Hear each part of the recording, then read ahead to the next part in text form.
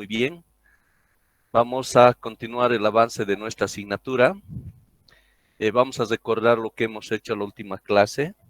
Estamos viendo el funcionamiento de una computadora, ¿verdad?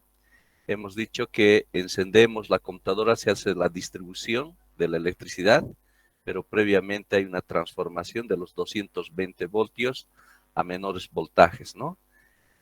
Posteriormente, lo primero que entra en funcionamiento, hemos dicho que es el sistema BIOS, ¿no? A través de lo que corresponde al POST, ¿no es cierto? Que se trata de la revisión del diagnóstico que se hace a sí mismo la computadora para verificar que todos los componentes estén funcionando, ¿no? Habíamos visto que ese diagnóstico se hace sin video y con video, ¿no es cierto?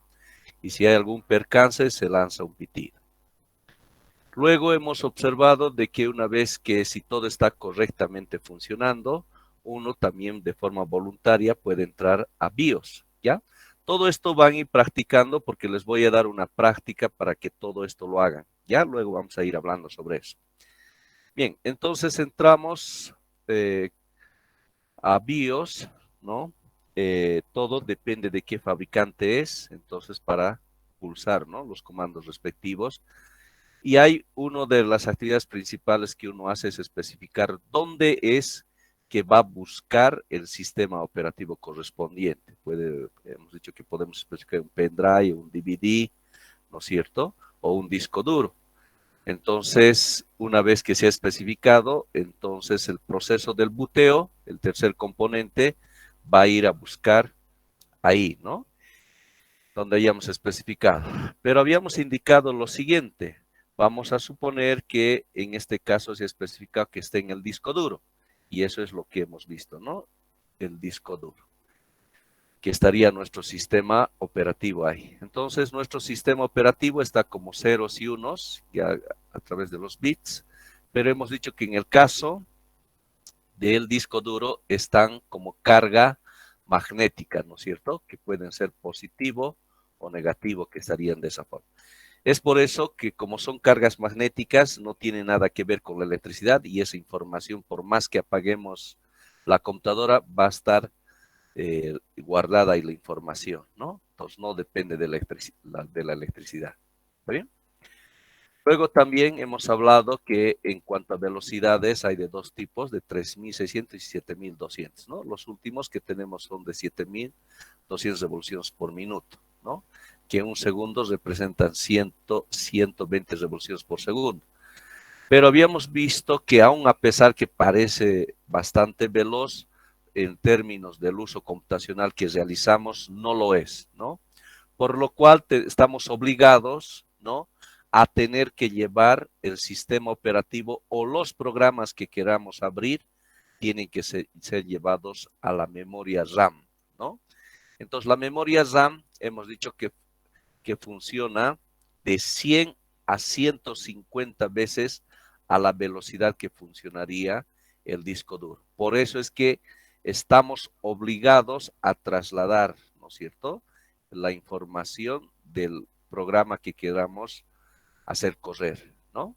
Entonces, en este caso, el primer programa que va a ser trasladado siempre va a ser Windows. Es por eso que cuando nosotros hemos pulsado el botón de encendido, entonces se oye, ¿no es cierto?, que el disco duro está trabajando duro, pues precisamente lo que se está haciendo es el cargado, ¿no?, de los bits, ¿no es cierto? Imagínense en ese orden de 8,000 millones de bits en cuestión de un minuto, ¿no?, que está siendo trasladado a la memoria RAM. Y aquí tenemos las velocidades que habíamos visto, ¿no? Un disco duro puede alcanzar hasta una velocidad de 120 megabytes por segundo. En cambio, la memoria RAM alcanza hasta 17,066 megabytes por segundo, ¿no? Se nota la gran diferencia, ¿no?, en términos de la velocidad. Bien, luego hemos hablado que el nombre de disco duro viene del inglés, ¿no? Hard Disk Drive, HDD que tenemos, ¿no? Bien, las cargas magnéticas. De la misma forma, cualquier programa que nosotros ejecutemos, ya sea Word o Excel, necesariamente tiene que ser llevado del disco duro a la memoria RAM, ¿no es cierto?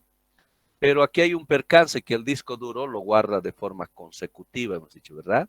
Entonces, lo que significa que si algún cambio hago en Excel, entonces ese cambio no va a estar al ladito, sino que se va a esparcir, va a estar por aquí, y así sucesivamente de cada uno de los programas, ¿no? Esa es la desventaja que tiene el disco duro, ¿no es cierto? Que hay una fragmentación de la información, ¿no es cierto? De los bits. Bien, tenemos ahí que especifica las velocidades. En cuanto a tamaños, tenemos de 2.5 pulgadas y 3.5. Esto es las grandes para computador y las pequeñas para los portátiles, ¿no? Luego hemos visto el MBR, que justamente una vez que BIOS se ejecuta, entonces cuando tiene que buscar al sistema operativo el cargado, lo primero que tiene que interactuar es con el MBR, ¿no es cierto? Le da la posta al MBR, ¿no es cierto? Que hemos dicho que es el registro de arranque maestro, que es el encargado de poner orden a todo el disco duro que tenemos, ¿no es cierto? El MBR. Entonces, el MBR lo que hace, como estamos observando aquí y como nos dice aquí, hace lo siguiente. Pasa lo que representa el volumen boot record, ¿no es cierto? Donde especifica dónde es lo que se va a buscar el sistema operativo, ¿no es cierto? Que va a estar con estos ejecutables. Bien, luego hemos visto que el MBR tiene ciertas limitaciones que puede organizar hasta 2 terabytes y también solo puede permitir hasta realizar 4 particiones. Pero vamos a ver que hoy en día, especialmente por la capacidad que ahora tienen los discos duros, podemos tener la necesidad de particionar mucho más, ¿no es cierto? Y además vamos a usar mayor capacidad de los discos. Entonces ahí aparece GPT, ¿no es cierto?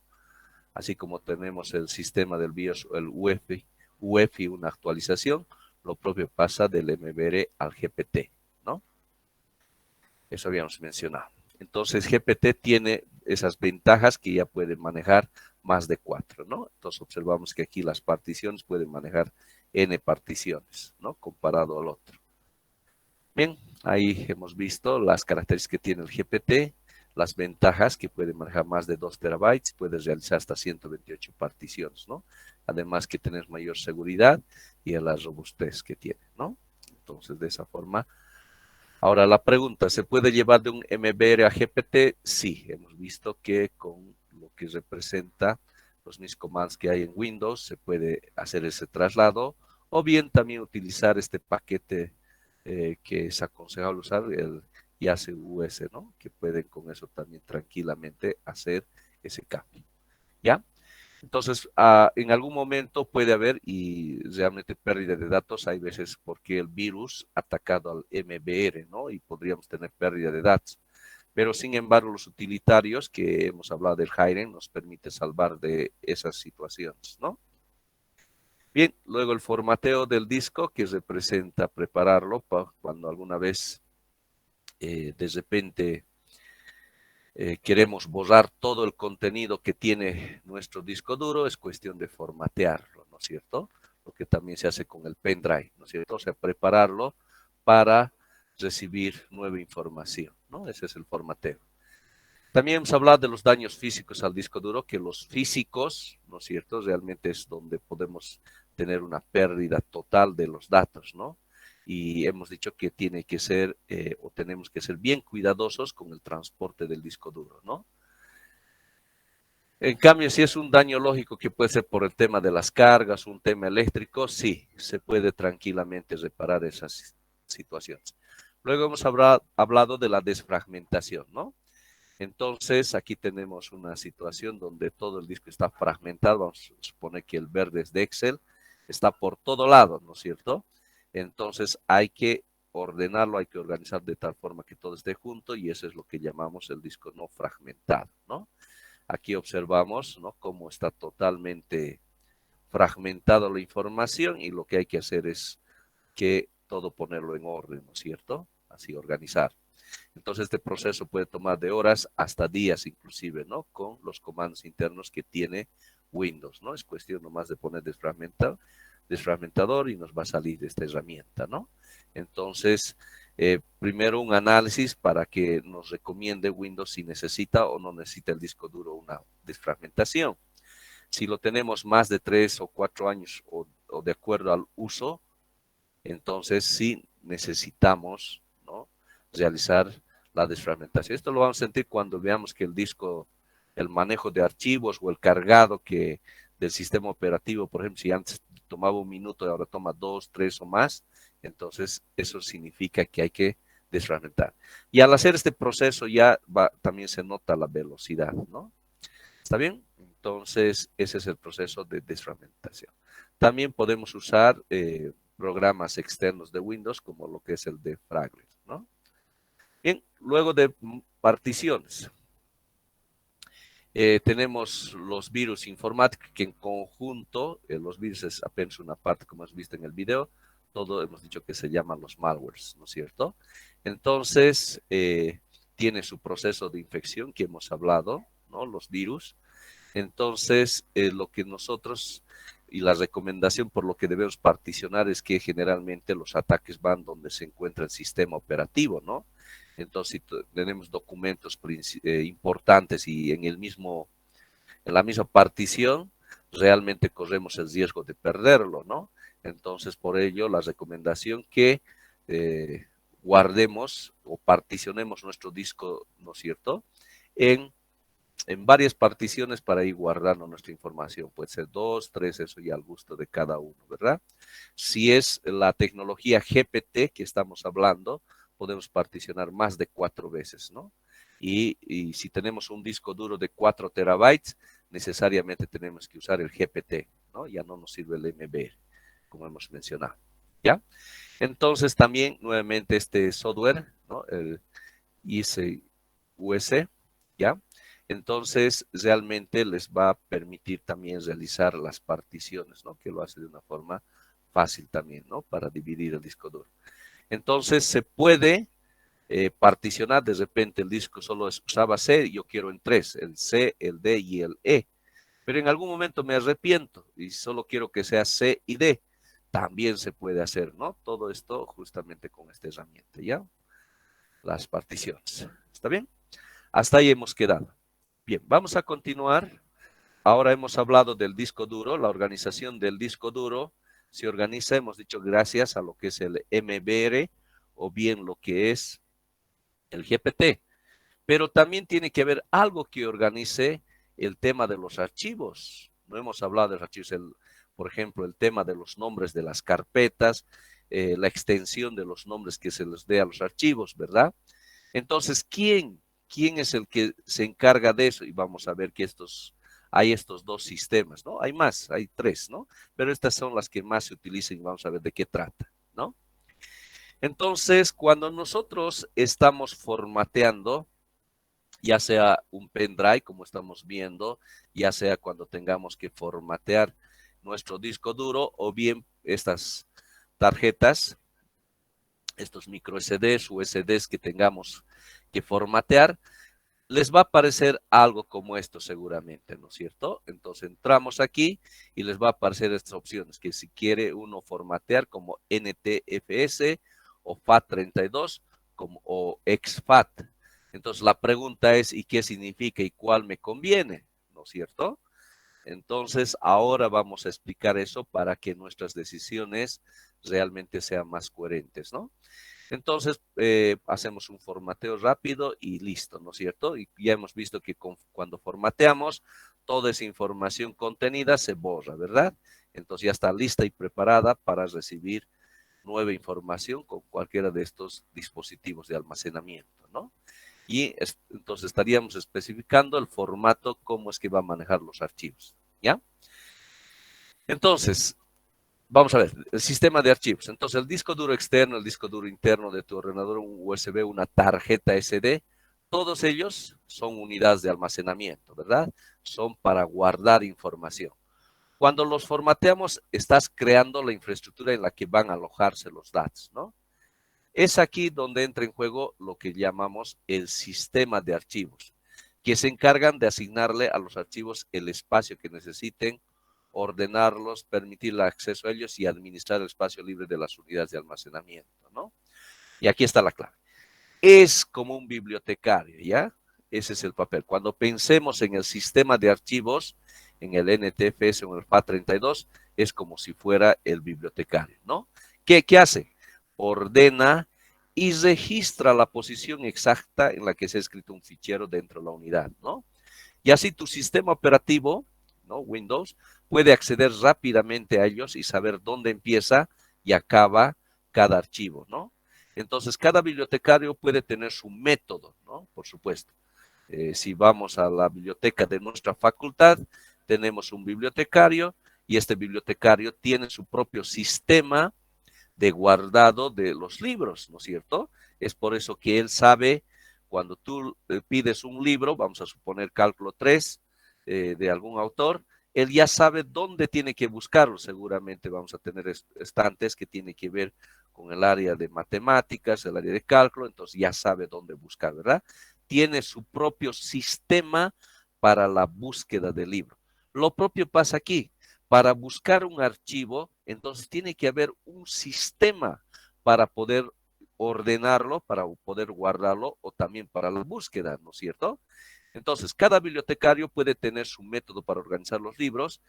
Cada sistema de archivo hace lo mismo, organizando y gestionando los datos de manera diferente, ¿ya? Entonces tenemos cuántos tipos de bibliotecarios. Entonces hemos visto que tenemos estos tres especialmente, el NTFS, el FAT32 y el exFAT, ¿no es cierto? Cada uno su propio sistema de guardado de los archivos. ¿Está bien? Entonces, si nosotros hacemos un clic derecho y vemos a propiedades, por ejemplo, donde está el Drive C, ¿no es cierto? Y nos avisa su sistema de archivo con la que está formateado. Entonces observamos que C está con el NTFS, ¿no es cierto? Ahora de repente hemos hecho también F, que puede ser un pendrive externo. Hacemos clic derecho y entramos a propiedades, ¿no es cierto? Y aquí vemos que maneja otro sistema de archivos, el FAT32, ¿no? Entonces, cada dispositivo de almacenamiento puede ir manejando diferentes sistemas de archivo como estamos viendo, ¿de acuerdo? Entonces podemos tranquilamente ver qué sistema de archivo es lo que está usando, ¿ya? Bien, iremos conociéndolos de qué trata cada uno de ellos, ¿ya?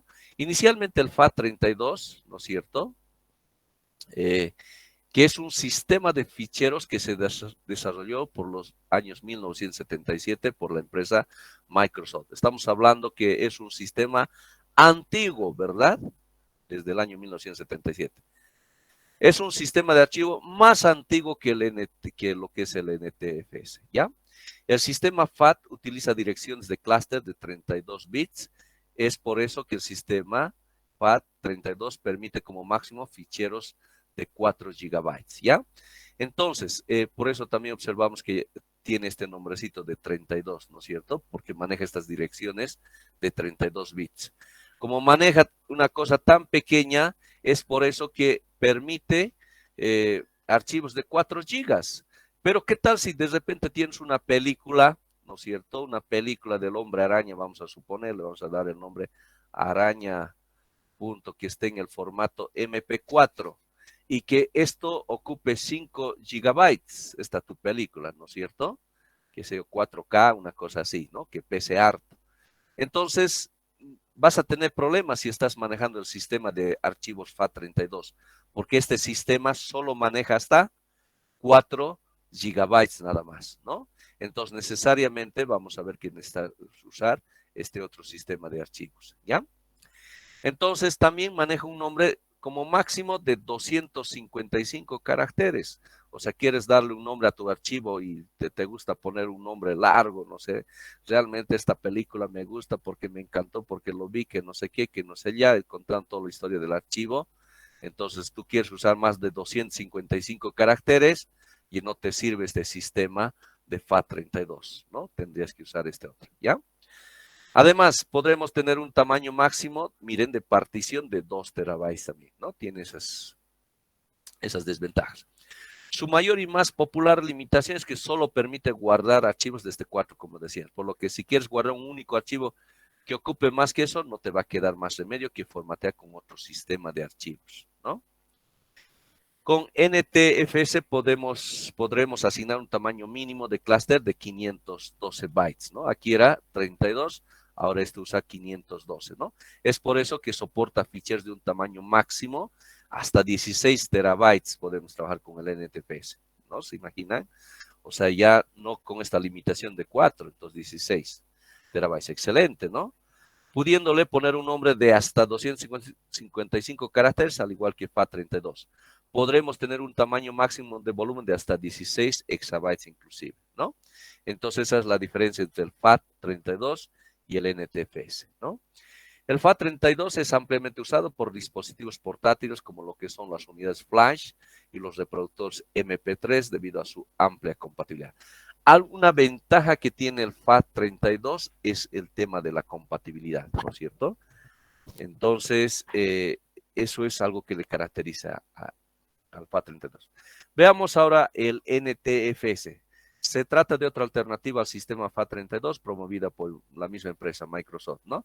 De hecho, es el sistema de archivos que Windows utiliza por defecto, sin los límites del tamaño máximo de archivos del FAT32, ¿no? NTFS, que viene justamente aquí del inglés, el sistema de archivos más reciente del que dispone la empresa Microsoft para utilizar en su sistema operativo Windows. Se introdujo el año 1993 con el sistema operativo Windows NT y posteriormente se implementa en los sistemas operativos de equipos domésticos con Windows 2000 y en mayor medida en Windows XP, ¿no? Sistema que ha estandarizado el uso de este sistema, ¿no? El NTFS. Luego, NTF son las siglas que hemos dicho, es decir, Sistema de Archivos de Nueva Tecnología.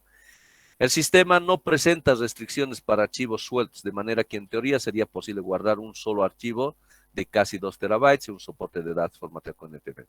Según el estándar NTFS, un nombre de archivo puede contener como máximo 255, ¿ya? Entonces podemos dar el nombre a nuestro archivo de 255, ¿no? Entonces, si queremos transferir archivos de más de 4 gigabytes, entonces tiene que estar en el sistema de archivos NTFS. ¿Cuál usar? ¿Cuál debemos usar? ¿No? Entonces tenemos el FAT32 y el NTFS y este exFAT que es una actualización del FAT32, ¿ya? Miren, si lo único que quieres es tener un USB en el que únicamente vayas a llevar documentos o archivos multimedia pocos pesados, ¿ya? O sea, vale decir menor a 4 gigas, entonces la mejor opción sigue siendo formatear tu unidad en el sistema FAT32, ¿ya? Entonces, si no vamos a usar archivos de mayor tamaño, como FAT32, ¿no? ¿Por qué? Porque, como he dicho, es muy robusto y en ningún momento te va a dar problemas de compatibilidad en ningún sistema operativo, ¿no? Eso es lo que le caracteriza, ¿no? Pero en cambio, si vas a compartir archivos de más de 4 gigabytes entre equipos con diferentes sistemas operativos, Windows, Linux, ¿no? El Mac, ese sistema operativo, tu mejor opción es formatear en formato exFAT, ¿no? Esto es especialmente útil, por ejemplo, si quieres hacer copias de seguridad, un disco duro externo. Si en tu casa solo utilizas Windows, esto es solamente si en tu casa, y quieres pasar archivos pesados de un ordenador a otro, tener copias de seguridad de tus archivos multimedia o simplemente ver un video especialmente pesado en la tele, entonces NTFS. Entonces ahí tenemos para poder elegir, ¿no? Las opciones entre FAT32 o NTFS. ¿De acuerdo? Entonces ahora sí ya está muy claro, ¿no es cierto?, la diferencia de estos sistemas alguna vez cuando tengamos que formatear. ¿Está claro eso? ¿Se comprende?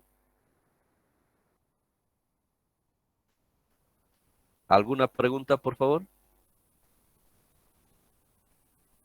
Muy bien.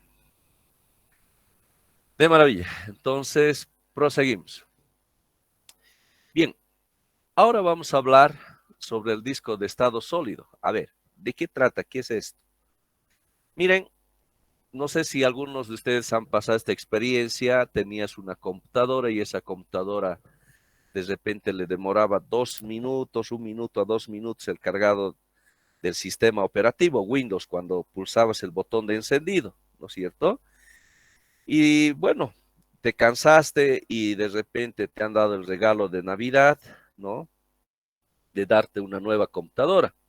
y tú totalmente ilusionado y de repente decías si es una nueva con una velocidad, de repente un microprocesador i7, una memoria RAM de 4, 8 gigabytes, y de repente te has ilusionado de que ahora el prendido de tu sistema va a ser cuestión de segundos, ¿no es cierto?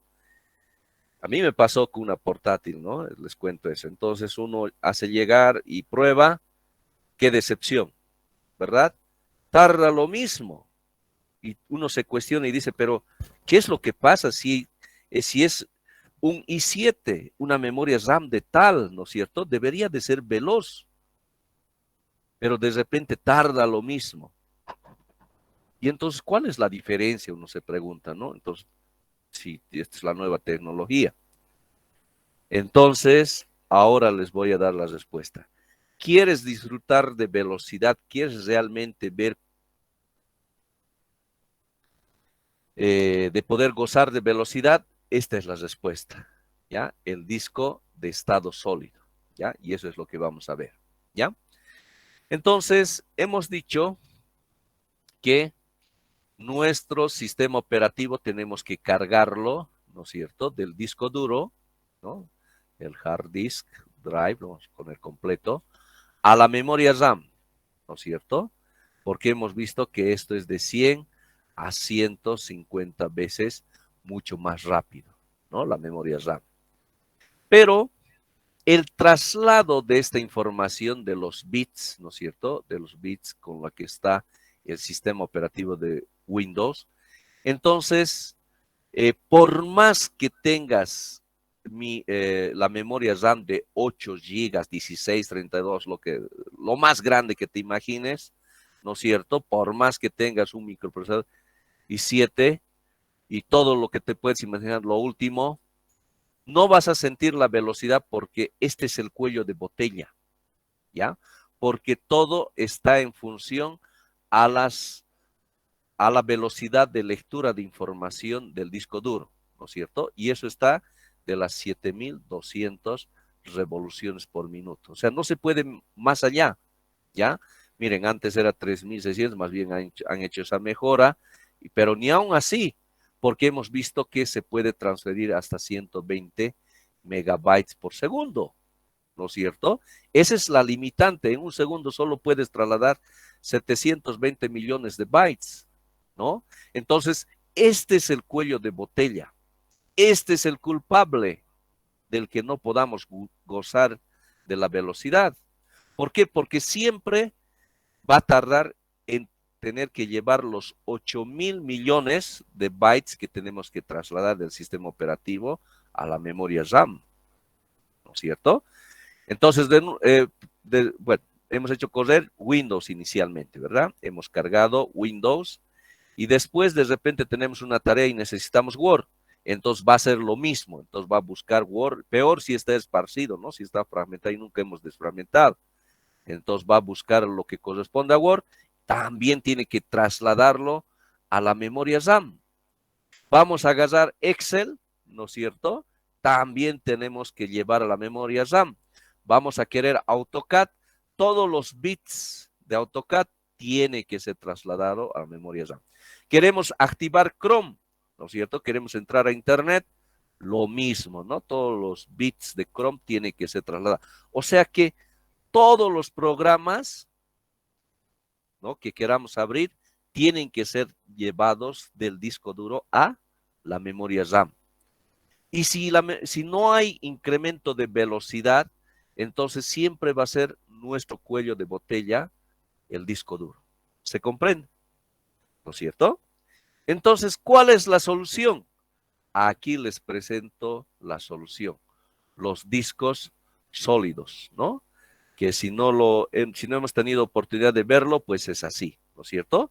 Es como el tamaño, ¿no es cierto?, de los discos duros de una portátil, ¿ya? Es el mismo tamaño, 2.5 pulgadas, ¿ya? Entonces, ese es el disco sólido, ¿ya? Entonces, a ver, veamos las características del disco sólido, ¿ya? Entonces, viene del inglés SSD, que para nosotros significa unidad de estado sólido, ¿ya? Unidad de estado sólido. Bien. También llamado a veces incorrectamente, miren, esto es importante, disco de estado sólido. Pues, ¿por qué? Porque carece de disco, no tiene disco, ¿ya? Si uno lo abre, como estamos viendo en esta fotografía, pues no hay los discos como hemos visto en el disco duro, ¿no es cierto? No hay los discos. Entonces, no es correcto llamarlo disco de estado sólido o disco sólido que se usa, ¿no? Pero bueno, comercialmente y todo el mundo lo usa por lo que es el disco duro, le han puesto el nombre de disco sólido, ¿no es cierto? Pero estamos viendo que es mejor utilizar la palabra, lo más coherente, usar la palabra unidad, ¿ya? Unidad de estado sólido. ¿Está bien? No es disco. Bueno, pero bueno, ya está la costumbre, ¿no?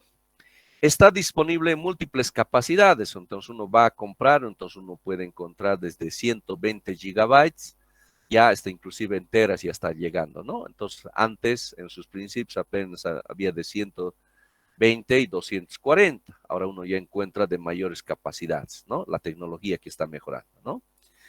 Entonces, es un dispositivo de almacenamiento de datos que usan una memoria no volátil, o sea, como el caso de la memoria de los pendrives, ¿no? Así como manejamos nuestro pendrive, usa la misma tecnología, ¿ya? La misma tecnología los discos sólidos, ¿no? Las unidades de estado sólidos son menos sensibles a los golpes, tienen esas ventajas, ¿no? Son prácticamente inaudibles, ya no se puede escuchar, trabajan de una forma silenciosa, así como el pendrive, ¿no? Cuando usamos el pendrive y estamos haciendo la lectura de algún archivo, nada de ruido, ¿no es cierto? Pero si ponemos nuestro disco duro, vamos a escuchar esos sonidos, porque hemos visto que es un trabajo mecánico interno, ¿no es cierto? Y tienen un menor tiempo de acceso y de latencia, ¿no? Los discos sólidos no hay movimiento mecánico, por ello llevan el nombre de estado sólido, como hemos dicho, ¿no? En cuanto al tamaño, estos discos suelen ser de 2.5 pulgadas y tienen un diseño igual al de los discos duros mecánicos, ¿ya? Lo que ayuda a que puedan encajar en las mismas carcasas y ranuras donde van a montar los discos duros convencionales en una PC, ¿no? Entonces, como es el mismo tamaño, ¿ya? Del disco duro con el disco sólido, entonces podemos tranquilamente usar los mismos pernos y las mismas ranuras para colocarlo, ¿ya? Entonces, recuerdan, el disco duro tenía dos entradas, ¿verdad? Una entrada de electricidad y una entrada del cable SATA, ¿no es cierto? Estos discos sólidos también lo mismo, ¿ya? Si observamos en esta fotografía, esto es para lo que es la electricidad y esto es para el cable SATA, ¿no es cierto? Y esto para la parte eléctrica. Lo mismo, las dos entradas tienen. Y el mismo tamaño, así que lo que usamos en el ingreso para lo que es el disco duro, eso mismo también podemos usar para lo que van a ser los discos sólidos, ¿ya? El chip de memoria flash, ya, es en realidad un arreglo de celdas de memorias hechas de transistores. Aquí es gracias a los transistores, ¿no? Que ciertamente ha habido un mejor ahí, hemos tenido los aparatos mucho más pequeños, porque los transistores son los que en realidad guardan los bits, ¿ya? En términos, ¿no? De lo que es la carga eléctrica que hemos hablado, ¿no? Nuevamente obviaremos la charla técnica y llegaremos a lo que nos interesa. Pues cada uno de estos transistores es capaz de guardar una cantidad discreta de información, ¿no? Gracias a esos transistores. Bien, a ver, veamos el tema de la velocidad. Miren, esta es la gran ventaja. Es varias veces más rápido que el disco duro. A ver, ¿cómo es eso? A ver, vamos a comparar. Hemos dicho que nuestro disco de 7200 revoluciones por minuto, tanto para lectura y escritura, en ese promedio de 120 megabytes por segundo, ¿no? 120 megabytes por segundo, lo que es el disco duro, ¿no? Versus lo que es el disco sólido, el SSD, ¿no? Entonces, en la marca Kingston se ha hecho la medición y miren, 500 megabytes por segundo para lo que es la lectura y 450 megabytes la escritura. Estamos hablando un promedio de cuántas veces mucho más rápido, 5 veces mucho más rápido, ¿no? Entonces, esto realmente uno ya lo percibe. Haces el cambio y ya gozas de esa velocidad de 5 veces, ¿ya? Realmente se nota esa diferencia, ¿ya? Bien, entonces son mucho más rápidos los discos sólidos y de hecho les aconsejo para que puedan gozar de esa velocidad, ¿ya? Entonces, las ventajas que hemos visto, sin ruido, ¿no? La misma carencia de partes mecánicas las hace completamente inaudibles. Arranque mucho más rápido, ¿no? Al no tener platos los discos que necesitan tomar una velocidad, ¿no es cierto? En el caso del disco duro, necesita poco a poco incrementar su velocidad, aquí ¿no es cierto? Tiene gran velocidad de lo que es escritura y gran velocidad de, aquí debería decir, de lectura y escritura, ya eso lo vamos a corregir. Menor consumo de energía y producción de calor, ¿no? Entonces, no calienta, ¿no? Resultado de no tener elementos mecánicos. El rendimiento no se deteriora mientras el medio se va llenando, ¿no es cierto? Miren, en el disco duro necesitamos sí o sí desfragmentar en el tiempo, ¿no es cierto? En cambio, ojo aquí, por favor, cuidado que alguien esté queriendo desfragmentar su disco sólido. El disco sólido no necesita desfragmentar porque ya, de hecho, lo ordena correctamente, no usa discos, ¿no es cierto? Y hemos visto que su guardado de información es de forma electrónica, como hemos visto aquí, ¿no? No es lo mismo. Entonces no necesita desfragmentar, ¿ya? Menor peso y tamaño que un disco duro tradicional de similar capacidad, ¿ya? Entonces tiene menor peso. Si van a ver, es livianito, así como el pendrive es liviano. Resistente, soporta caídas, y hemos visto que el disco duro una caída y podemos estar ahí preocupados, ¿no? Aquí no. Soporta caídas, golpes y vibraciones sin estropearse ni descalibrarse. Lo contrario ocurre con los discos duros por contener elementos mecánicos, como ya sabemos, ¿no? Pero tampoco hay que exagerar, como un pendrive, ¿no? Podemos también tener problemas. Borrado más seguro, ¿no? Esto es algo importante. Si alguien quiere que nunca más se sepa sus datos, entonces vea. Borrado más seguro y recuperable de datos, es decir, no es necesario hacer uso del algoritmo Goodman para hacer borrado y recuperable un archivo, ¿no? Entonces, realmente, lo borrado está borrado en el disco sólido, ¿ya? Bueno, pero no todo es color, no todo es maravilla. Ahora vamos a ver las desventajas. Las desventajas es que representa un precio más alto, cuesta mucho más, ¿ya? Mucho más. A ver, vamos a ver. El, vamos a ver cuánto... Uh, no sé si alguien se ha comprado recién, también podemos entrar al marketplace, ¿no? Para ver los precios. Van a entrar, por favor. Veremos un disco sólido de medio tera, ¿ya? De 500 gigabytes. ¿Cuánto está más o menos? A ver, lo anotan, por favor. Versus un disco duro de, vamos a ver, de 2 terabytes, ¿ya? De 2 terabytes. ¿Cuánto está aproximadamente? A ver, entren a Marketplace, por favor, ahí en su celular o en su computadora que están. Y verifiquen, por favor, y me avisan a través del chat los precios. Nos daremos un minuto. Yo también, a ver, voy a entrar aquí al Marketplace. ¿Han encontrado? Ya. Aquí me dice 520 bolivianos. Vamos a suponer un promedio de 520 bolivianos. Voy a asumir eso. 500 bolivianos. ¿Me confirman? ¿Han encontrado algo parecido en su Marketplace? Exacto, muy bien, excelente Iván Orozco, bien a Noel, Carolina. Ya, vamos a usar ese promedio de 500 bolivianos. Muy bien. Ahora buscaremos, pongan disco sólido de 500 gigabytes, por favor, más o menos. ¿Cuánto está? Entraremos nuevamente a Marketplace. SSD de 500 gigabytes. Nuevo van, porque también hay usados que, que ofrecen, ¿no?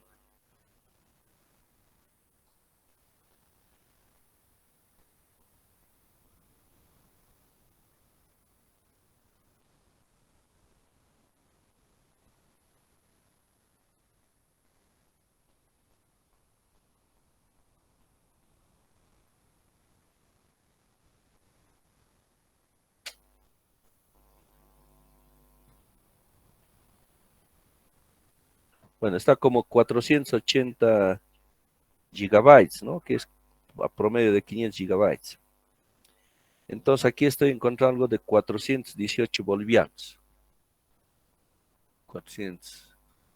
Guay, 250 encontrados. Hay que comprárnoslos eso.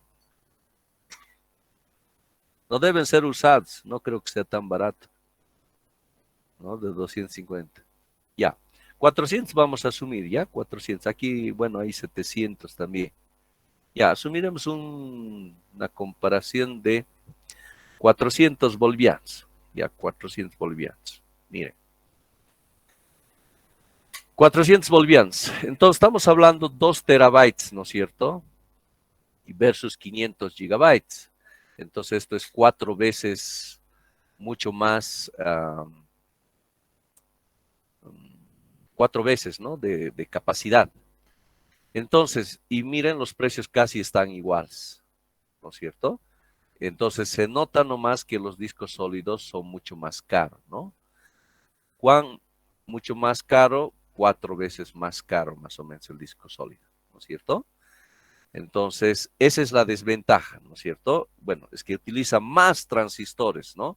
Y hemos visto que el guardado de los bits se realizan a través de los transistores y son más dispositivos electrónicos. Vamos a ver que la memoria RAM utiliza más transistores todavía, ¿no? Por eso cuesta mucho más, ¿no? Entonces, ahí observamos, ¿no? Es mucho más caro, ¿no es cierto? En este caso estamos viendo 4 veces más caro el disco sólido. ¿Está claro eso? Muy bien. Esa es la desventaja. Luego, limitada recuperación de datos. Miren, esto, atentos. Después de un fallo físico, miren, esto es lo lamentable, se pierde completamente, pues la celda es destruida. Así que ni por si acaso ya puedes recuperar tu dato. Eso es lo malo que tiene el disco sólido. ¿Ya? ¿Alguna vez se les arruina el pendrive? ¿No? Entonces, puede suceder algo así, ¿no? Entonces, los discos SSD producen el fallo de forma, miren esto, de forma inminente, sin dar tiempo a salvar ningún dato en el momento que surge el primer aviso de error. O sea, si se te arruina tu disco sólido, ni te va a avisar inmediatamente, así de forma inminente, y has perdido eso. Eso sí que es doloroso. Entonces, si tenías la fotografía del que sabemos o de la que sabemos, tendrías que despedirte, imagínate, ¿no? Entonces, esa es una gran desventaja. Por lo tanto, no son recomendados para el almacenamiento de datos importantes, ¿ya? Para el usuario, ni en entornos empresariales sin copia de seguridad, ¿ya? Entonces, la vida útil de los discos de estado sólido depende directamente de la cantidad de datos que se va escribiendo en él, ya que cada celda de un banco de su memoria flash solo puede ser escrita un número determinado de veces, ¿ya? Tal vez también nos ha pasado lo mismo con nuestro pendrive. No nos dura eternamente en los pendrive, ¿no es cierto? Si lo usas mucho más, con frecuencia, pues tiene una cierta vida útil, ¿no es cierto? Lo propio pasa con estos discos sólidos. Entonces, los fabricantes de discos sólidos suelen asegurar una vida útil, miren, de 3 años, escribiendo 40, 50 gigabytes cada día. Si tú en este promedio de uso utilizas, entonces tu disco sólido te va a aguantar 3 años, ¿ya? Yo ya me he despedido de un disco sólido, ya le he dado que en paz descanse, y es verdad, ¿ya? Si se escribe menos, durará más tiempo de forma proporcional, ¿ya? Entonces, si queremos tenerlo más años,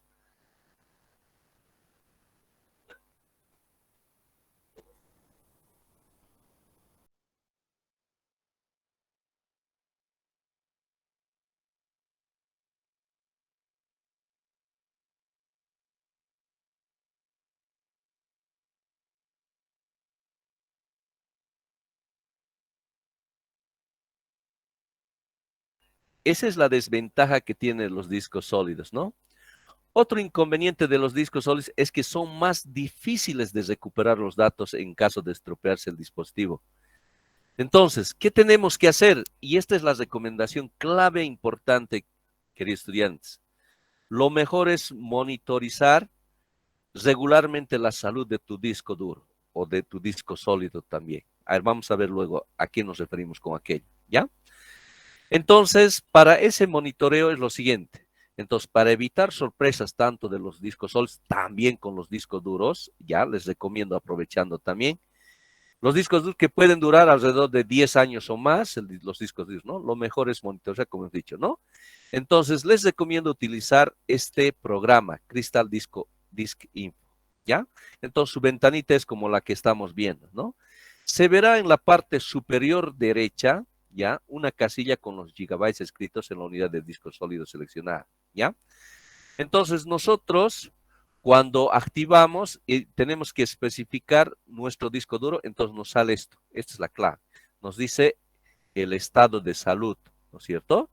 Nos está diciendo en este caso que está bueno.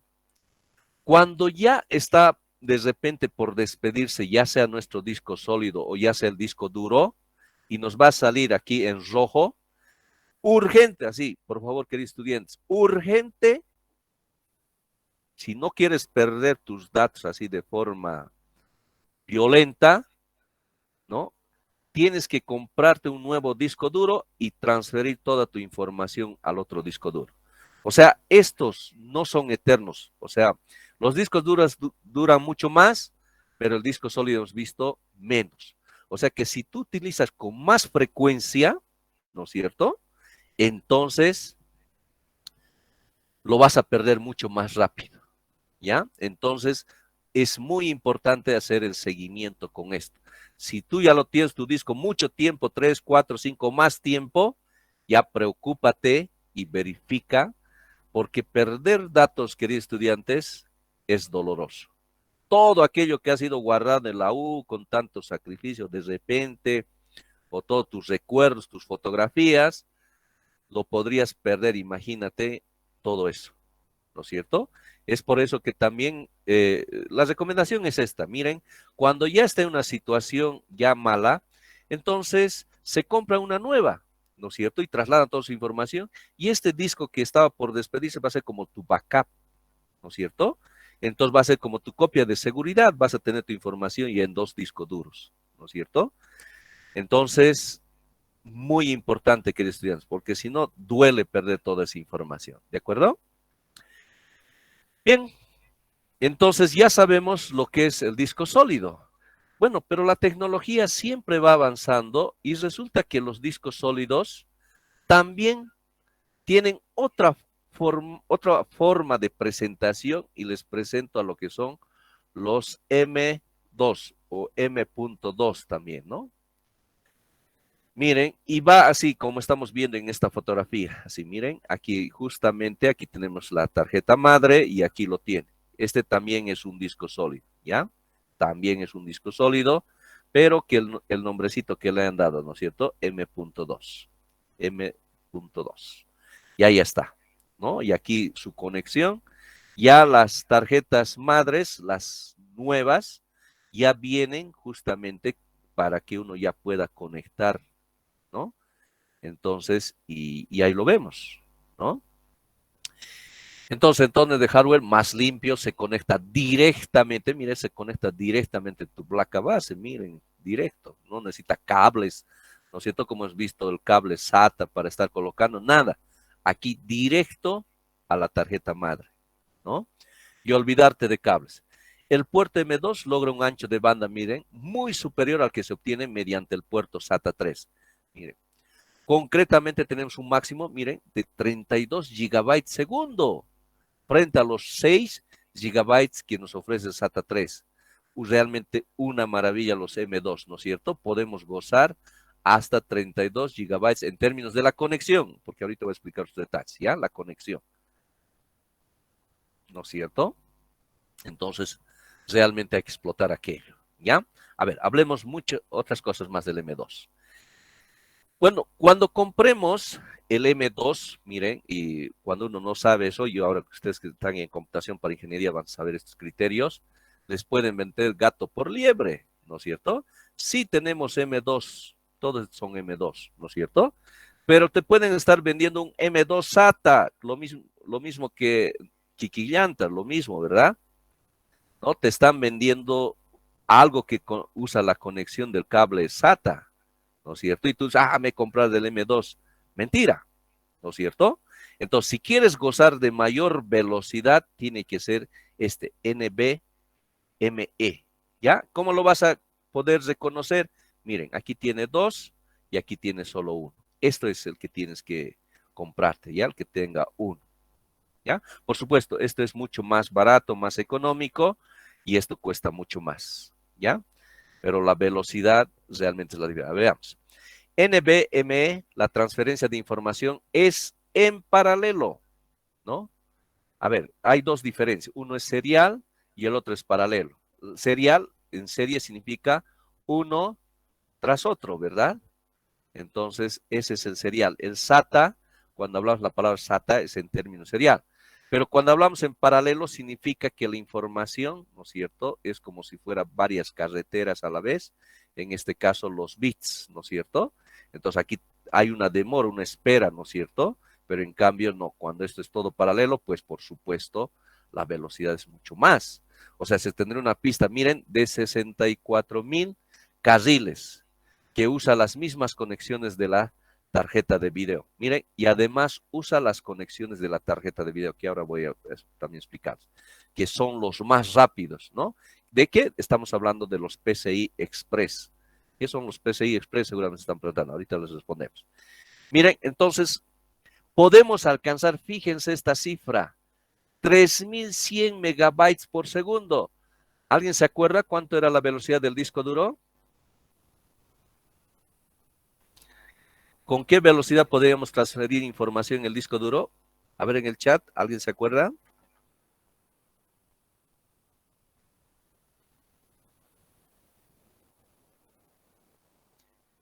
¿Nadie? 1200. Excelente, muy bien. Gracias, Verónica, Diego, Rubí, Kevin. 120 megabytes por segundo, ¿no es cierto? 120 megabytes por segundo. Ahora, ¿cuánto nos está diciendo? 3,100 megabytes por segundo. ¿Cuántas veces más rápido? 120, 1,200, 2,000, casi 25 veces. O sea, tú vas a gozar de velocidad de tu computadora. ¿Cuántas veces más rápido? 25 veces más rápido en promedio.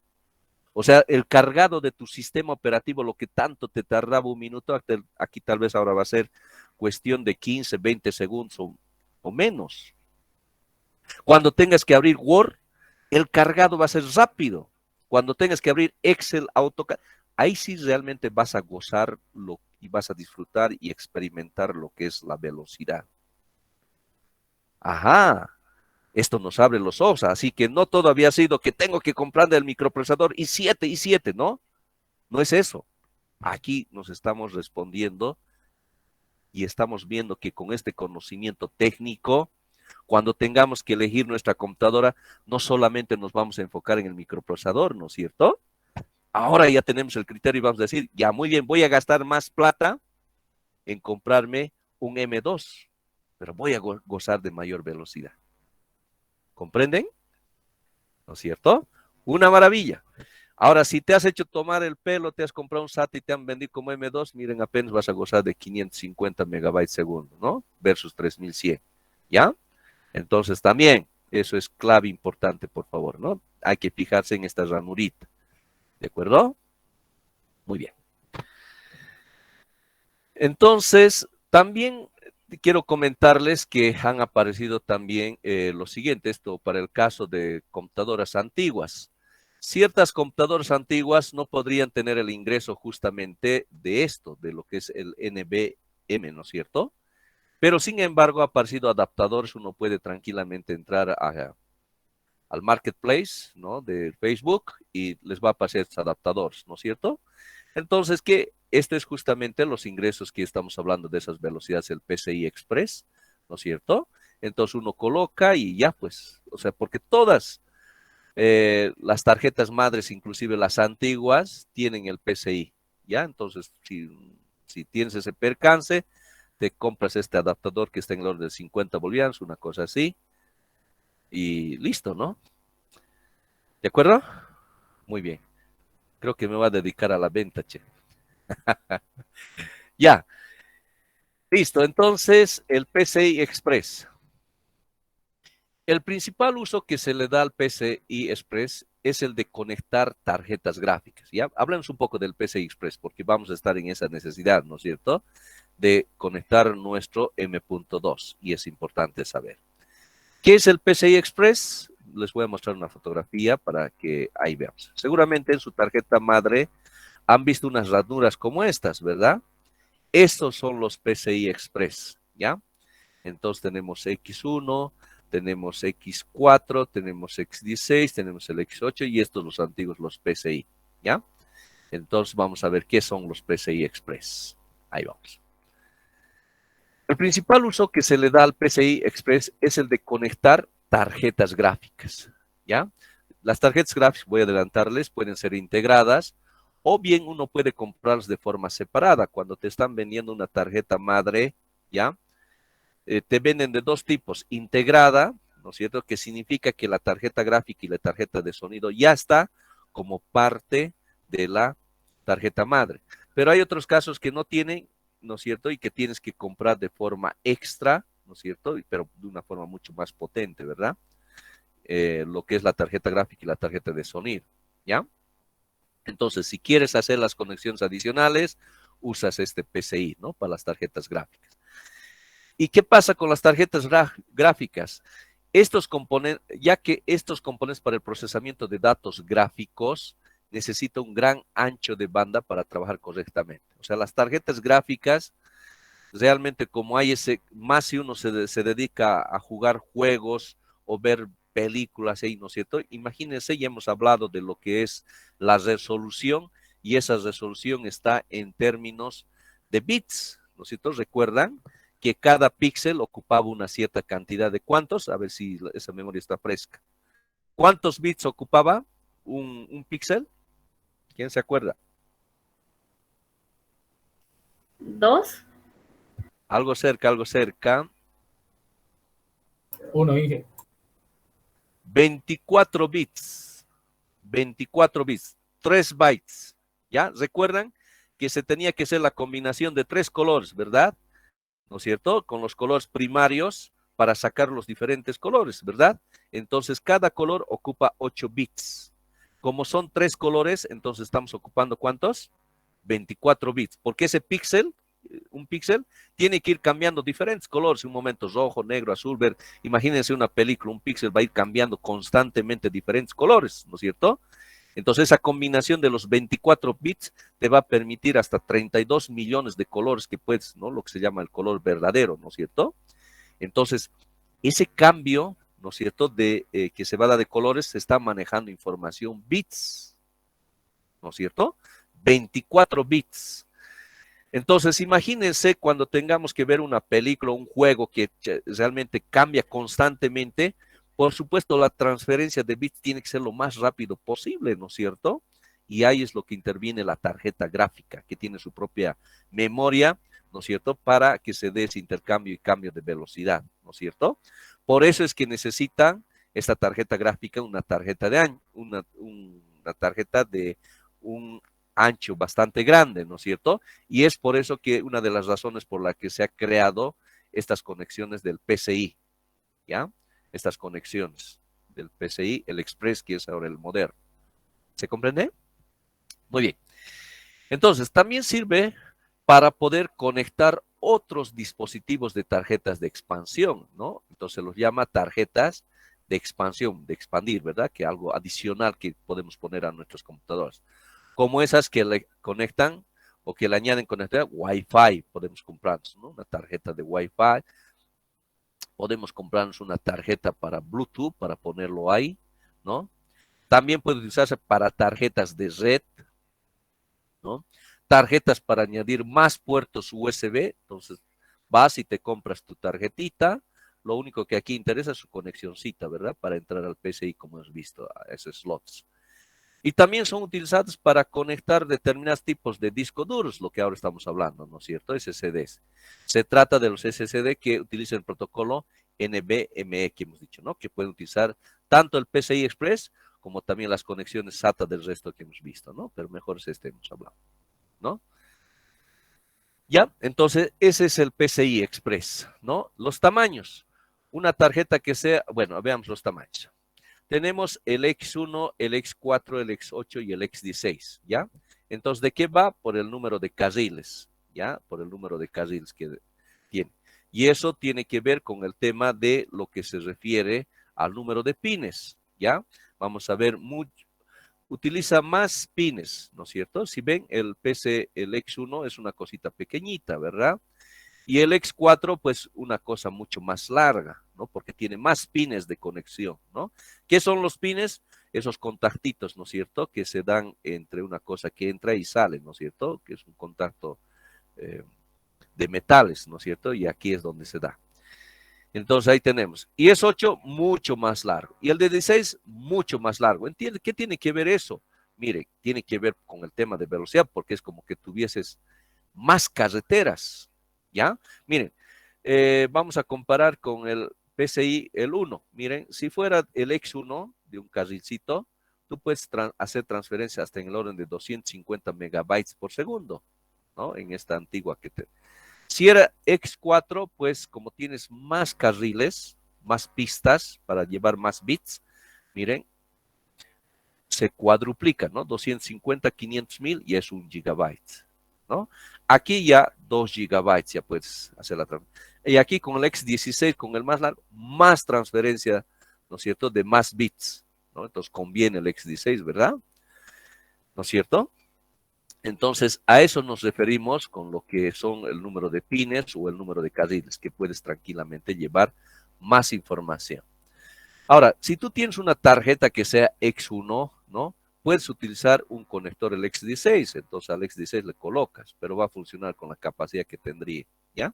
Entonces, también eso en tema de tomar decisiones, ¿ya? Ahora, en lo que es la tecnología, las versiones, como siempre salen, ¿no? La versión 1, la versión 2, la versión 3, la versión 4 y ahora ya la versión 5, ¿no?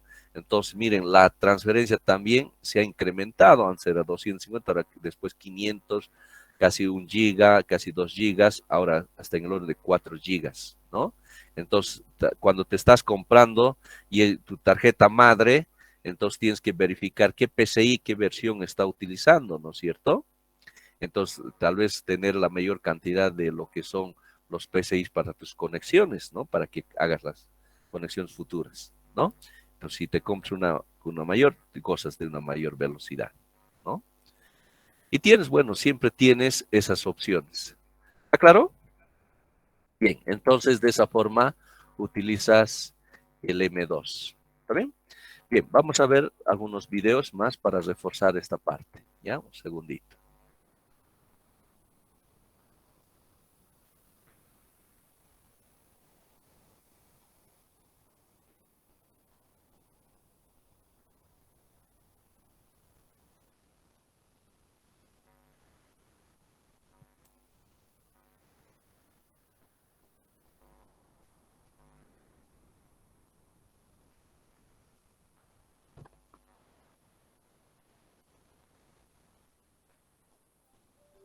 En 1956 apareció el primer disco duro, que pesaba 1 tonelada, su capacidad era de 5 megabytes, trabajaba con válvulas de vacío a 145 volts.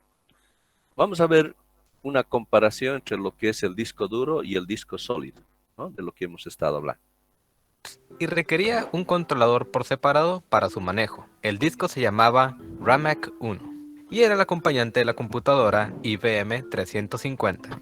Gracias a los avances del transistor, se ha llegado muy lejos desde 1956. Ahora se tiene todo un catálogo de dispositivos para poder guardar la información: CDs, pendrives, tarjetas y discos duros. Esta última categoría parece ser la más importante, porque toda computadora, ya sea laptop o desktop, mínimo cuenta con un disco duro. Ya hay gente que tiene una granja de discos duros. Estos vienen en muchas presentaciones, pero el mundo se divide en dos principalmente: en discos mecánicos o en unidades de estado sólido, mejor conocidos en inglés como Hard Disk Drive y Solid State Drive.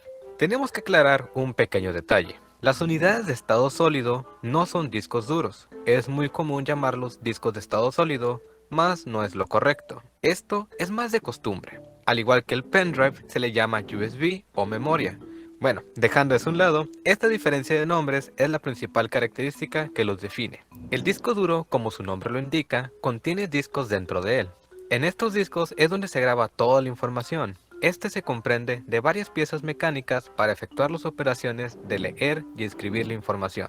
Por otra parte, en las unidades de estado sólido no se tienen piezas mecánicas, porque estos contienen memorias DRAM o NAND Flash, aunque los modelos DRAM han ido desapareciendo poco a poco, debido a que las unidades de estado sólido basadas en NAND Flash son más económicas de fabricar, resistentes al paso del tiempo y requieren menos energía para funcionar. Podemos decir que una unidad de estado sólido es la evolución de una memoria USB, porque las únicas diferencias entre ellas son la calidad de transistores y la unidad de control que tienen. De ahí en fuera son exactamente iguales. El disco duro y la unidad de estado sólido funcionan para leer y escribir información. A simple vista por su aplicación parecen no tener diferencias, pero una vez que comenzamos a utilizarlos podemos notar sus cualidades. La unidad de estado sólido le saca gran ventaja al disco duro. El hecho de no tener ninguna pieza móvil lo hace más rápido, resistente a golpes y al paso del tiempo. Y debido a que están repletos de transistores, estos pueden variar en tamaño, haciéndolos tan grandes como un disco duro normal hasta del tamaño de un encendedor. Las unidades de estado sólido son una maravilla, y lamentablemente esa es su principal desventaja. Son una tecnología emergente, la cual no está regulada y no cuenta con una estandarización, lo que causa que el mercado se llene de productos que no son de buena calidad y que los precios se salgan un tanto de control. Pero los discos duros no se irán pronto, a pesar de que tengan desventaja ante los de estado sólido, ya que estos son más comunes en las computadoras y el usuario promedio no necesita lo que ofrece uno de estado sólido. Obviamente hay un híbrido entre un disco duro y uno de estado sólido, solo que estos tienen un problema, son más disco duro que una unidad de estado sólido. Esto es debido a que estos están creados de manera que aprenda a diferenciar a qué programas o archivo accedes más seguido, y dependiendo de eso, él automáticamente almacena en la porción de estado sólido la información, solo que estos están muy reducidos en tamaño, variando entre 8 a 32 GB, y uno no puede gestionar la información. La solución más elegante es tener ambos por separado, un disco duro de 1 TB para archivos e información, y una unidad de estado sólido de 256 a 128 GB para programas y documentos que ocupes frecuentemente. En un futuro las computadoras tendrán discos de estado sólido, pero por el momento háganme saber qué les gustaría aprender más, del disco duro o de la unidad de estado sólido. Quiero agradecerle a Héctor.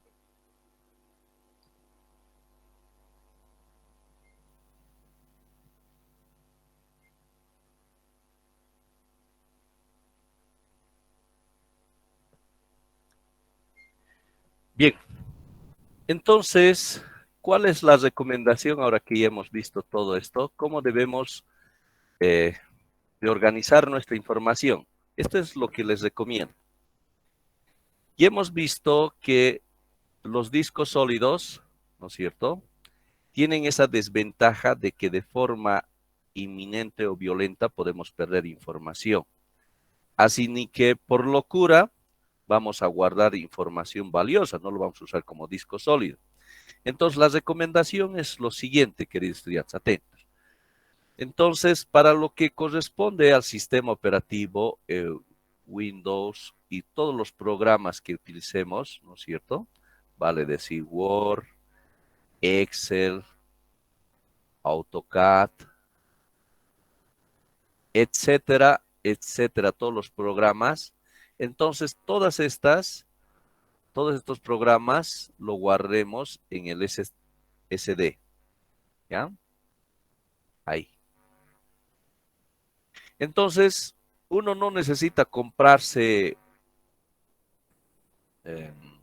realmente de una mayor capacidad, ¿no es cierto? Windows seguramente va a ocupar en el orden con todos sus programas, digamos, unos 20 gigas, podríamos decir, ¿no? Entonces aquí de repente vas a necesitar Word, Excel, todo ese conjunto. Es posible, a ver, bajo mi experiencia que siempre uso, les puedo recomendar que van a utilizar en el orden aproximadamente de unos 120 a 150 gigabytes, ¿ya? Entonces, ¿qué hago?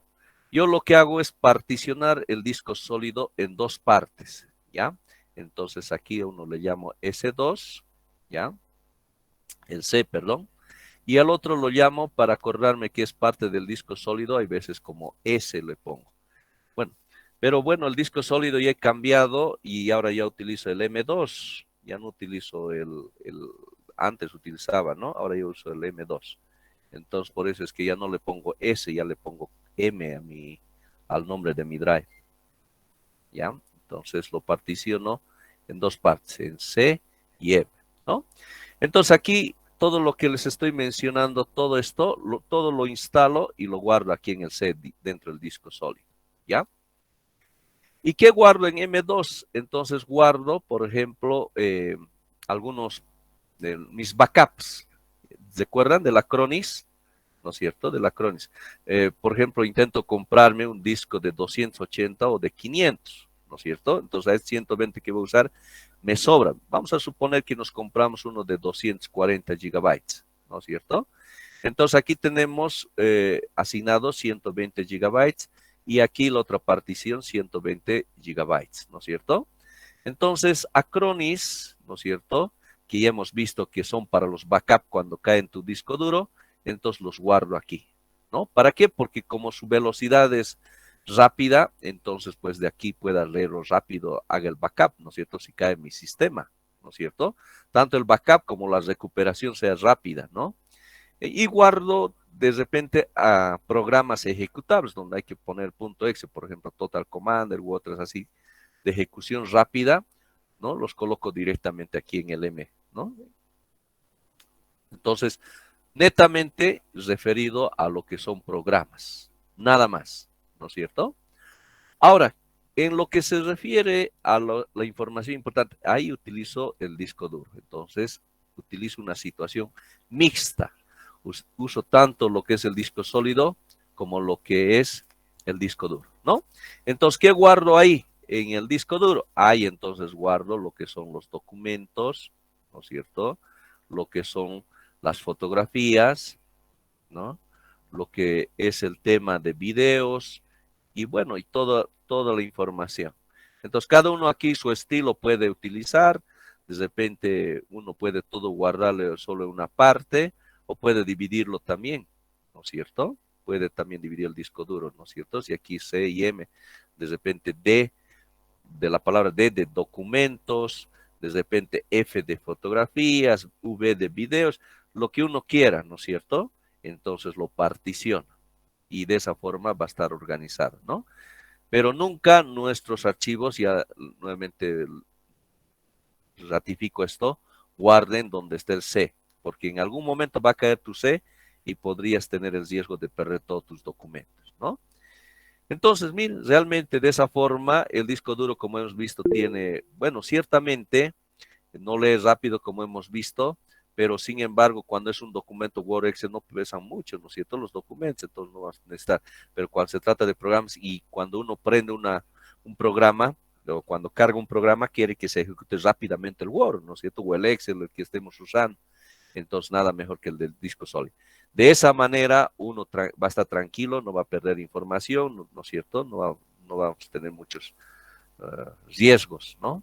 Y vamos a gozar de velocidad con trabajar con nuestros programas, ¿no? Entonces, les recomendaría aquello, ¿ya? Entonces, todo esto, a ver, les voy a mostrar lo que va a ser la futura práctica que lo hacíamos de forma presencial, pero ahora nos vamos a organizar de forma virtual, ¿ya? Pero les adelanto, esto todavía no de forma oficial, voy a ver en qué momento les lanzo porque tengo que terminar todo lo que es el avance de asignatura. Pero sin embargo, ya para que se estén empapando es esto, ya conocimiento y uso de softwares utilitarios, ya el estudiante mostrará criterios docentes en las siguientes actividades. El proceso de instalación, desinstalación de un programa grande, por ejemplo, Windows, Linux, AutoCAD o ArcGIS, ¿no? El proceso tienen que mostrarme sus destrezas, ¿no? Su dominio en el proceso de partición de un disco, el manejo de un programa congelador, por ejemplo, Shadow, depende u otro, el manejo de un programa que maneja imágenes de disco, por ejemplo, Acronis, el proceso de desfragmentación, el setup del BIOS o UEFI, luego bootear a través de un pendrive. El pendrive debe contener programa de auxilio a una caída del sistema operativo del PC, por ejemplo, Hayden, el cual contendrá un sistema operativo auxiliar antivirus, herramienta general. Tener instalado un programa que permita tener varios sistemas operativos a la vez, por ejemplo, VirtualBox. ¿no? Y aquí el Fancy Sons que hemos visto también tiene que estar ahí. Bueno, como les digo, esto voy a actualizarlo, ¿no? También el conocimiento del proceso secuencial de funcionamiento de una computadora, ¿no? El estudiante de una computadora abierta debe explicar el proceso de funcionamiento secuencial desde el encendido, identificando los componentes respectivos, ¿no?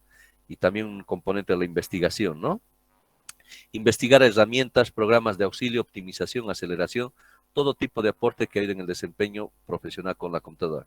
Cada herramienta investigada debe ir acompañada de un archivo Word con explicación resumida de su cualidad. Los archivos comprimidos se entregarán vía Classroom.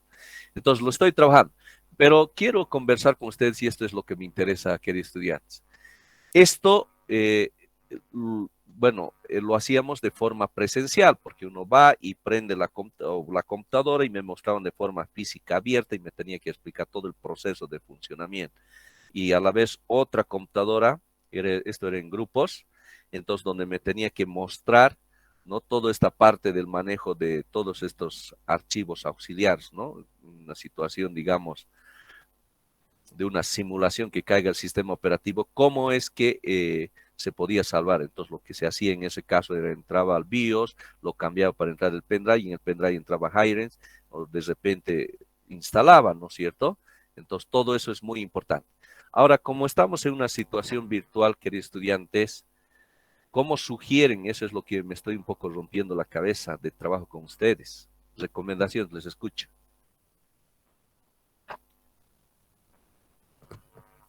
¿O es posible que yo diga al grupo y ustedes ahí en su casa donde estén me muestren en vivo, ¿no? Lo que están haciendo? Yo les voy a preguntar, ¿no es cierto? Que puede ser una alternativa, no sé, pero dígame sugerencias. Este es el momento de tomar decisiones, por favor. Grupal va a ser, ingeniero. Sí, va a ser grupal. O quieren también individual, o sea, va a ser con carácter opcional lo de hacer grupos, ¿no? Entonces podrían ser, no lo he pensado todavía cuántos, lo voy a pensar, ¿ya? ¿Qué más?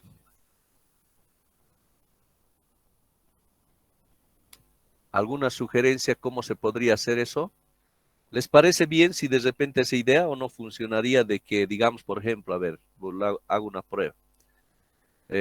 Llamo Alexandra Daniela, ¿ya? Entonces me dice el grupo y tiene que mostrar a todo el curso, ¿no? Lo que yo le voy a preguntar. Le voy a decir, a ver, explíqueme mostrándome los componentes de su computadora abierta, todo el proceso de funcionamiento, desde el encendido. Entonces ella me tiene que describir, mostrar con su dedo, aquí está esto, aquello y allá, ¿verdad? Luego a otro grupo, vamos a suponer Ariel Laime y su grupo. A ver, lo que les voy a pedir a ustedes, pónganse en una situación que su sistema operativo Windows ha caído, ¿ya? Les voy a pedir, instalen de nuevo el sistema operativo. Entonces tienen que mostrarme ahí con pantalla, ¿no es cierto? Me mostrarán que van a entrar al BIOS, me mostrarán que están poniendo ahí el pendrive, ¿no es cierto? Y que se ve ese proceso de instalación, ¿no? Entonces tienen que tener el dominio de todo, ¿no? ¿Les parece así o tienen alguna sugerencia? Aquí lo ideal hubiese sido la parte presencial, ¿no es cierto? Porque esto lo hacía como una feria tecnológica, ¿no? Donde todo el mundo estaba ahí. Pero bueno, a ver, ¿les escucho? Entonces sería un punto por grupo, ¿verdad? Cualquier O sea, cosa les voy a preguntar a los grupos, cualquier cosa. Sí, todos los grupos van a participar y van.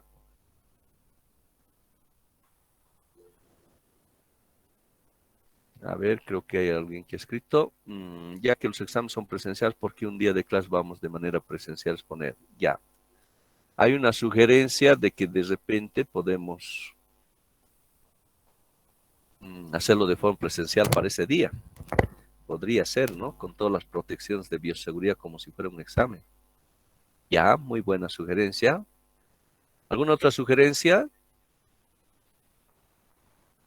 Grabar en video mostrando todo lo que dice la práctica. Ah, también puede ser. Adalit nos está sugiriendo grabar en video mostrando todo lo que dice. Eso lo del video parece interesante, ¿no? Así no habría riesgos también y cada uno trabaja a su ritmo y comodidad, ¿no es cierto? Y haciendo las grabaciones del video, me parece interesante. porque de esa forma cada uno puede tener hasta su propio video guardado para que algún futuro lo puedas revisar, ¿no ves? Si algo se olvida. Está bien la idea de reset y así lo llevo al técnico mi PC. Está bueno. El video sería una buena opción. Muy bien. Sí, parece que el video, así ustedes a su ritmo, sin ponerse nerviosos delante del docente, podrían tranquilamente, ¿no? Me parece bien. Y podría hacerse grupos. A ver, voy a pensar cuántos grupos. No, pero eso sí, jamás superar los 3. Hasta 2, 3. Voy a ver en cuanto al número y todo eso. ¿Ya?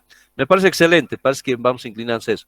Pero todavía nos falta, todavía estamos en el tema de lo que es el disco duro. Nos falta ver la memoria RAM. Nos falta hablar del microprocesador y ahí vamos ya a tener el concepto total de lo que es el funcionamiento de la computadora, ¿no? Y bueno, pero ya mi esperanza es que con todo esto ya estamos poco a poco comprendiendo cómo funciona, ¿verdad, queridos estudiantes? Muy bien. Entonces quedamos aquí, les agradezco, entonces ya vayan preparándose de forma anticipada, ya les estoy mostrando lo que viene, ¿no? Les agradezco por la atención, tengan una linda tarde, hasta luego.